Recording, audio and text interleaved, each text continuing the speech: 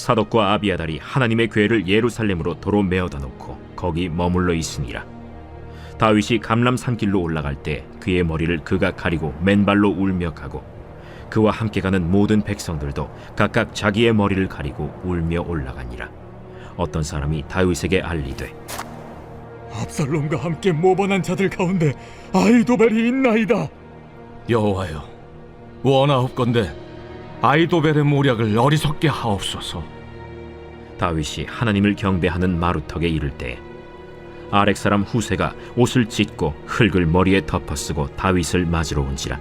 다윗이 그에게 이르되, 내가 만일 나와 함께 나아가면 내게 누를 끼치리라. 그러나 내가 만일 성읍으로 돌아가서 압살롬에게 말하기를, 왕이여, 내가 왕의 종이니이다.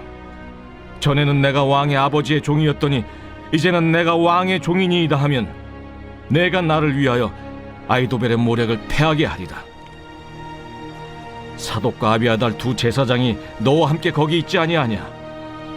내가 왕의 궁중에서 무엇을 듣든지 사독과 아비아달 두 제사장에게 알리라. 그들의 두 아들 곧 사독의 아히마아스와 아비아달의 요나단이 그들과 함께 거기 있나니 너희가 듣는 모든 것을 그들 편에 내게 소식을 알릴지니라 하는지라. 다윗의 친구 후세가 곧 성읍으로 들어가고 압살롬도 예루살렘으로 들어갔더라. 할렐루야. 오늘도 우리의 삶의 지혜가 하나님으로부터 오는 줄을 믿습니다. 제 진리의 말씀을 가까이 할 때 그 말씀의 분별력을 따라 오늘도 그 한 가지의 적용으로 나아가는 우리 공동체가 되기를 소망합니다. 어제의 말씀에 이어서 오늘의 본문도 아들 압살롬의 반역으로 인해 다윗 왕이 예루살렘을 떠나 피난길에 오른 긴박한 상황을 담고 있습니다. 다윗은 위기 속에서도 하나님을 신뢰하며 동시에 상황을 타개하기 위한 지혜로운 조치를 취하는 모습을 오늘 함께 우리에게 보여줍니다. 그는 모든 결과를 하나님께 맡기며 기도하는 동시에 자신이 처한 환경에서 최선의 전략을 세웠습니다. 오늘 본문을 통해 먼저 첫째로는 기도의 무기와 또 둘째로는 행동의 지혜라는 이 두 가지 포인트로 우리 함께 보고자 합니다. 먼저 첫 번째로는 기도의 무기입니다. 본문의 사건은 다윗의 인생에서 가장 참담한 순간이라 할 수 있습니다. 아들의 반역으로 왕궁을 탈출한 다윗은 감난산 길을 올라가며 머리를 가리고 맨발로 눈물을 흘렸다라고 오늘 30절에서 기록을 하고 있습니다. 당대 문화에서 머리를 가리고 맨발로 걷는다라는 것은 극도의 수치와 슬픔, 그리고 철저한 낮아짐과 회개를 의미하는 것입니다. 다윗은 이 고통이 자신의 죄에 대한 대가임을 깊이 아파하며 사람 앞이 아닌 하나님 앞에서 낮아진 것입니다. 그 비참한 와중에 또 하나의 절망적인 소식이 다윗의 귓가에 들려오게 됩니다. 다윗의 멘토이자 당대 최고의 전략가라고 할 수 있었던 아히도벨이 압살롬의 편에 섰다라는 소식인 것입니다. 아히도벨의 모략은 사무엘하 16장 23절에 기록되어 있는 것과 같이 마치 하나님께 물어서 받은 말씀과 같을 정도로 정교했다는 것입니다. 인간적인 계산으로는 다윗의 군대가 살아남을 확률이 0에 가까워진 순간이 아닐 수가 없습니다. 그러나 다윗은 낙심하며 무너지지 아니하고 그 슬픔의 현장에서 짧고도 강렬한 탄원 기도를 우리 하나님께 올려드립니다. 31절에 보니 여호와여 원하옵건대 아히도벨의 모략을 어리석게 하옵소서, 원하옵건대 아히도벨의 모략을 어리석게 하옵소서라는 이 탄원의 기도를 하나님께 드립니다.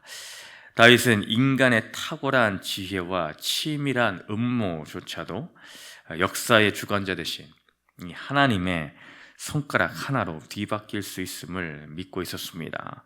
그는 환경을 바라보고 두려워한 것이 아니라 그 환경을 다스리시는 하나님께 그 시선을 고정하며 오늘도 나아가는 모습을 우리에게 보여주고 있습니다. 우리는 이 슬픔의 자리가 우리 삶 가운데 많이 찾아올 때가 있습니다. 우리는 그 슬픔의 그 자리들을 어떤 자리로 바꿔야 되겠는가? 바로 기도의 자리로 바꿔야 될 줄로 믿습니다. 인생의 배신이나 경제적인 위기나 어떠한 관계의 봉변과 같은 그런 앞에서도 우리는 한탄하거나 인간적인 원망에 사로잡히기가 얼마나 쉽습니까? 그러나 우리는 다윗처럼 눈물 흘릴 수밖에 없는 이런 상황일지라도 그 눈물의 발걸음을 하나님을 향한 기도로 바꿔야 합니다. 위기의 때는 어떠한 때입니까? 위기의 때는 오히려 우리는 하나님의 주권을 인정할 때인 줄을 믿습니다. 이 위기의 때로 낙심할 때가 아닌 하나님의 뜻을 의지하고 그분의 주권을 더욱더 인정하며 그분의 그 자리를, 나의 왕자를 내려놓고 그분께 바꿔드리는 그 자리가 바로 우리의 위기의 때인 줄로 믿습니다. 우리에게 주신 이 기도의 무기, 우리는 주님께서 이 무기를 우리에게 각자에게 모두에게 허락해 주셨습니다. 누구는 주시고 누구는 안 주신 게 아니다라는 것이죠. 주를 믿는 그 순간 우리에게는 이 하나님께서 이 놀라운 무기, 가장 큰 무기를 주셨습니다. 그러니 오늘 이 무기를 사용하느냐 안 하느냐는 나의 선택에 달려 있습니다. 우리는 무엇을 선택해야 되겠습니까? 여전히 슬퍼하고 탄식하며 원망하는 그 자리에 있을 것인가? 아니면 기도하는 그 자리로 나갈 것인가? 우리는 후자를 택하는 우리 공동체 되시기를 축복드립니다. 두 번째로는 무엇입니까? 바로 행동의 지혜이다. 행동의 지혜이다 하는 것입니다. 하나님께서는 다윗의 기도가 끝나자마자 즉각적으로 응답을 보여주시는데 하늘에서 불이 떨어지는 식의 방법이 아니었습니다. 바로 사람을 보내시는 방식이었다는 것입니다. 바로 32절에 후세라는 사람을 주님은 붙여주십니다. 다윗이 감람산 마루턱에 이르렀을 때에 그의 신실한 친구이자 또 다른 모사인 아렉 사람 후세가 옷을 찢고 슬퍼하며 찾아옵니다. 여기서 다윗의 지혜가 빛을 발하죠. 다윗은 무작정 후세를 자신의 이런 재난길에 함께 데려가지를 않았습니다. 대신에 그를 예루살렘 성에 되돌려 보내 압살롬에게 위장 투항하도록 지시를 합니다. 다윗은 후세에게 명확한 임무를 주죠. 첫 번째로는 압살롬의 마음을 얻어 아히도벨의 모략을 무력화할 것을 명령합니다. 두 번째로는 성 안에 남은 사독과 아비아달 제사장과 연대하여 정보망을 구축할 것을 지시합니다. 다윗은 기도만 드리고 두 손 두 발 다 놓고 있지를 않았습니다. 그는 자신이 처한 상황에서 냉철하게 머리를 쓰고 신뢰할 수 있는 동역자들과 비밀 정보 네트워크를 만드는 지혜를 발휘했습니다. 결국 이 후세의 투입은 훗날 아히도벨의 치명적인 계략을 무너뜨리고 다윗의 목숨을 구하는 신의 한 수가 되어 돌아옵니다. 하나님의 응답은 다윗의 기도와 후세의 헌신과 그리고 다윗의 이 지혜가 맞물려서 성취된 것이다 라는 것이죠. 우리는 기도한 후에 어떻게 해야 되겠습니까? 기도만 하고 끝나는 것이 아니라 기도한 후에 지혜롭게 발을 내디뎌야 된다는 것입니다. 기도했으니 하나님이 알아서 하시겠지 하며 시험 공부를 하지를 않거나 아무런 대책 없이 기다리는 것은 올바른 신앙인의 모습이 아닙니다. 기도는 우리에게 하나님의 지혜를 주어 최선의 판단을 내리도록 합니다.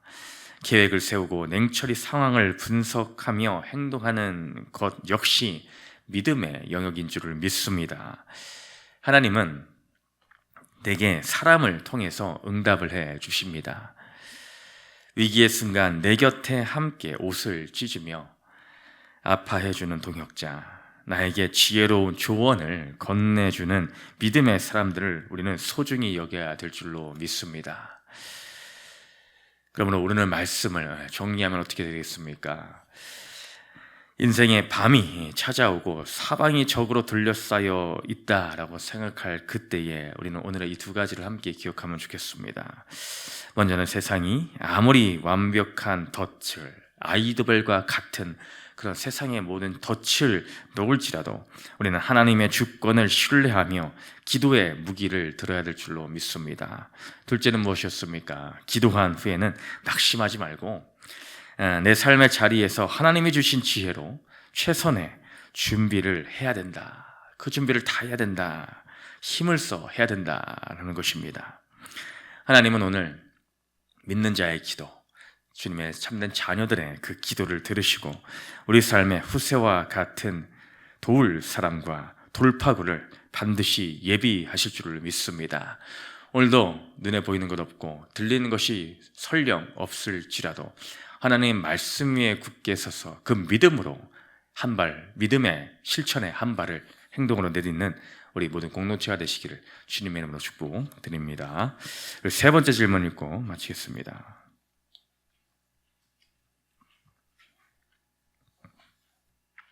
시작. 나는 하나님이 보내주신 사람들을 알아봅니까? 기도만 하고 행동하지 않거나 행동만 하고 기도하지 않은 적이 있습니까? 기도합니다.